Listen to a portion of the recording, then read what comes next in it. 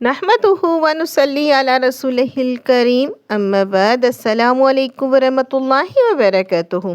خلاصۃ القرآن رکوع پر رکوع سورۃ طٰہٰ۔ اعوذ باللہ من الشیطان الرجیم بسم اللہ الرحمن الرحیم۔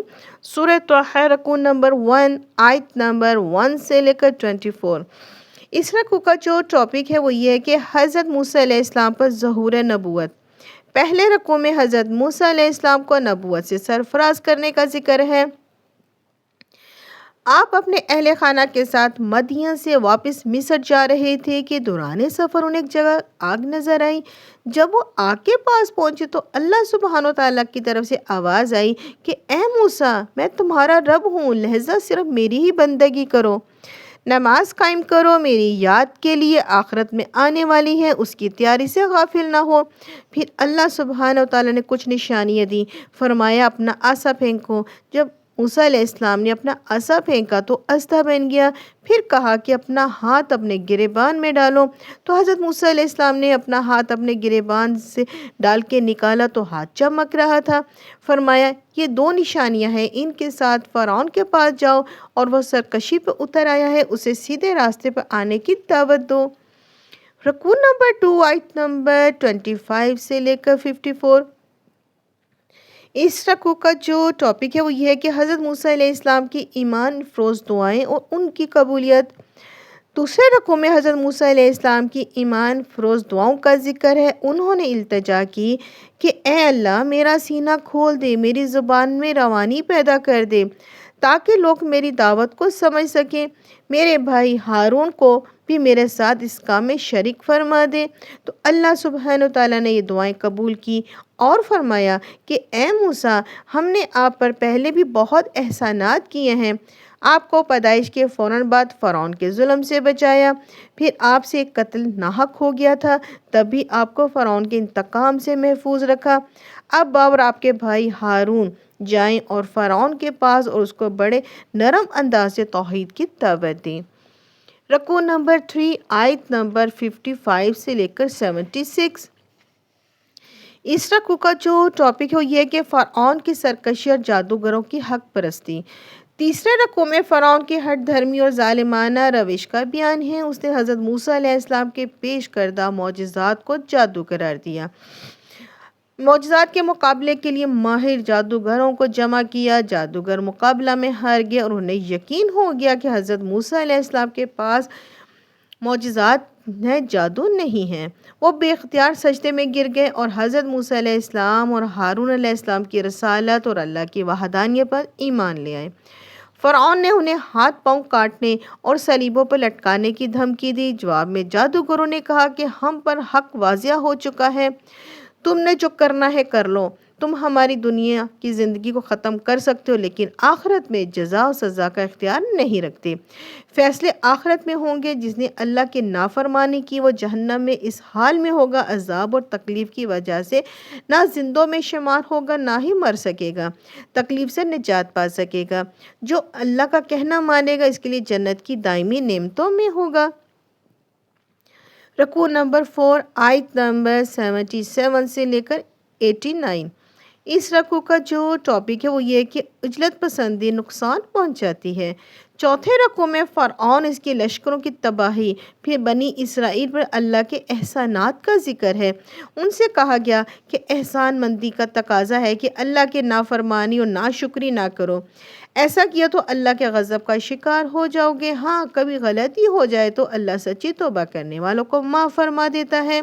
پھر اس رکوع میں حضرت موسیٰ علیہ السلام کو کوہ طور پر بلانے اور انہیں تورات عطا کرنے کا ذکر ہے۔ انہوں نے نیکی میں جلدی کی اور مقررہ وقت سے پہلے ہی کوہ طور پر چلے گئے۔ اس عجلت کا نقصان یہ ہوا کہ بنی اسرائیل میں آپ کی غیر حاضری طویل ہوگی اور سامری کو گمراہی پھیلانے کا موقع مل گیا۔ اس نے بچھڑے کو ایک مورت بنائی اور اعلان کیا کہ حضرت موسیٰ علیہ السلام کا یہ معبود یہ بچڑا ہے۔ بچڑے کی مورت نہ کسی بات کا جواب دے سکتی تھی، نہ کسی کو نفع پہنچا سکتی تھی، نہ نقصان پہنچا سکتی تھی، لیکن پھر بھی بنی اسرائیل کی بڑی تعداد نے اسے معبود مان کر اس کی پوجا شروع کر دی۔ رکوع نمبر 5 آیت نمبر 90 سے لے کر 104۔ اس رکوع کا جو ٹاپک ہو یہ کہ قوم کی گمراہی اور حضرت ہارون علیہ السلام کا طرز عمل۔ 5ویں رکوع میں قوم کی گمراہی کے حوالے سے حضرت ہارون علیہ السلام کے طرز عمل کی وضاحت ہے۔ انہوں نے مشرکین کو بچڑے کی پرستش سے روکا۔ مشرکین انتہائی ضد پر اتر آئے اور کہا کہ ہم حضرت موسیٰ علیہ السلام کی آمد تک یہ عمل نہ چھوڑیں گے۔ اگر حضرت ہارون علیہ السلام سختی کرتے تو مشرکین اور قوم کے دیگر افراد میں خانہ جنگی شروع ہو جاتی۔ انہوں نے قوم کو تفرقہ سے بچانے اور اس کی وحدت کو قائم رکھنے کے لیے شدت سے کام نہ لیا۔ حضرت موسیٰ علیہ السلام کی آمد کا انتظار کیا۔ حضرت موسیٰ علیہ السلام نے سامری سے باز پرس کی اور فرمایا جاؤ اب تم زندگی بھر اچھوت کی طرح رہو گے۔ کوئی تمہارے قریب آئے گا تو تمہیں تکلیف ہوگی۔ بچڑے کی مورت کو ہم جلا دیں گے اور اس کی راہ کو دریا میں بہا دیں گے۔ رکوع نمبر 6 آیت نمبر 105 سے لے کے 115۔ اس کا جو ٹاپک ہے وہ یہ ہے کہ روز قیامت شفاعت کی حقیقت۔ 6 رکوع میں خبردار کیا گیا ہے کہ روز قیامت کوئی شفاعت فائدہ مند نہ دے گی۔ ہاں اللہ جسے اجازت دے گا وہ ایسے بندے کے حق میں شفاعت کرے گا جس کے لیے اللہ شفاعت قبول کرنا پسند فرمائے گا۔ تمام چہرے اللہ کے سامنے جھکے ہوں گے۔ ظلم کرنے والا برباد ہوگا اور خلوص کے ساتھ نیک اعمال کرنے والا کامیاب ہوگا۔ نبی اکرم صلی اللہ علیہ وسلم کی تلقین کی گئی کہ آپ قرآن حکیم کو یاد کرنے کی جلدی نہ کریں، سکون سے وحی کے نزول کو وصول کریں۔ اللہ آپ صلی اللہ علیہ وسلم کو خود ہی یہ قرآن یاد کروا دیں گے۔ البتہ اللہ سے دعا کرتے رہیں کہ رب زدنی علما، اے میرے رب مجھے پڑھا دے علم کے اعتبار سے۔ رکوع نمبر 7 آیت نمبر 116 سے لے کے 128۔ اس رکوع کا جو ٹاپک ہے وہ یہ کہ قرآن سے بے رغبتی کی سزا۔ 7ویں رکوع میں قصہ آدم و ابلیس کا بیان ہوا ہے۔ اللہ کے حکم پر تمام فرشتوں نے حضرت آدم علیہ السلام کو سجدہ کیا سوائے ابلیس کے۔ پھر حضرت آدم علیہ السلام نے اس کی ترغیب پر بھولے سے جنت کے ممنوع درخت کا پھل کھا لیا اور جنت سے محروم ہو گئے۔ انہوں نے اللہ کی بارگاہ میں توبہ کی اور اللہ سبحانہ وتعالیٰ نے ان کی توبہ قبول فرمائی اور دنیا میں خلافت کے لیے بھیج دیا۔ انہیں آگاہ کیا کہ میں تمہاری ہدایت کے لیے وحی کا سلسلہ جاری رکھوں گا۔ جس نے میری وحی کی پیروی کی وہ کبھی بھی نامراد نہ ہوگا۔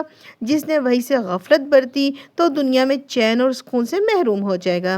روز قیامت اسے اندھا کر کے اٹھایا جائے گا اور وہ فریاد کرے گا کہ مجھے اندھا کر کے کیوں اٹھایا گیا ہے؟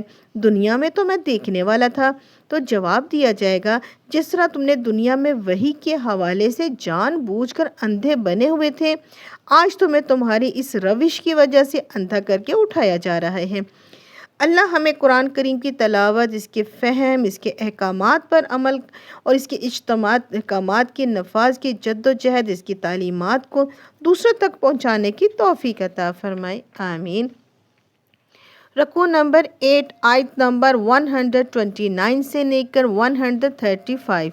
اس رکوع کا جو ٹاپک ہے وہ یہ کہ نبی کریم صلی اللہ علیہ وسلم سے خصوصی خطاب۔ آخری رکوع میں نبی کریم صلی اللہ علیہ وسلم کو صبر اور اللہ کے ذکر کی تلقین کی گئی ہے۔ آپ صلی اللہ علیہ وسلم کو حکم دیا گیا سورج کے طلوع اور غروب ہونے سے پہلے رات کی گھڑیوں میں اور دن کے اطراف میں اللہ کا ذکر کر کے قلبی سکون حاصل کریں۔ آپ صلی اللہ علیہ وسلم کافروں کی شان و شوکت، مال و اسباب سے متاثر نہ ہوں۔ اللہ کی مدد کے حصول کے لیے خود بھی نماز پڑھیے، گھر والوں کو بھی اس کی تلقین کیجیے۔ اللہ یہ نہیں چاہتا کہ لوگ اللہ کی یاد سے غافل ہو کر رزق حاصل کرنے کے لیے ہی محنت کرتے رہیں۔ لوگوں کا رازق اللہ ہے، دنیا میں ہر ایک کو رزق دینے والا ہے۔ البتہ آخرت کی نعمتیں صرف متقیوں کے لیے ہے۔ مشرکین تنزیہ کہتے ہیں کہ نبی صلی اللہ علیہ وسلم پر ان کی فرمائش کے مطابق معجزہ نازل کیوں نہ ہوا؟ جواب دیا گیا یہ قرآن معجزہ نہیں ہے جس کی مثل کلام پیش کرنے سے وہ عاجز ہیں۔ اگر اللہ انہیں قرآن کے نزول سے پہلے ہی نافرمانیوں کی سزا دے دیتا تو وہ شکوے کرتے کہ اللہ تو نے کیوں نہ ہماری طرف رسول بھیجا تاکہ اس کے ذریعے ہم ہدایت پر آ جاتے۔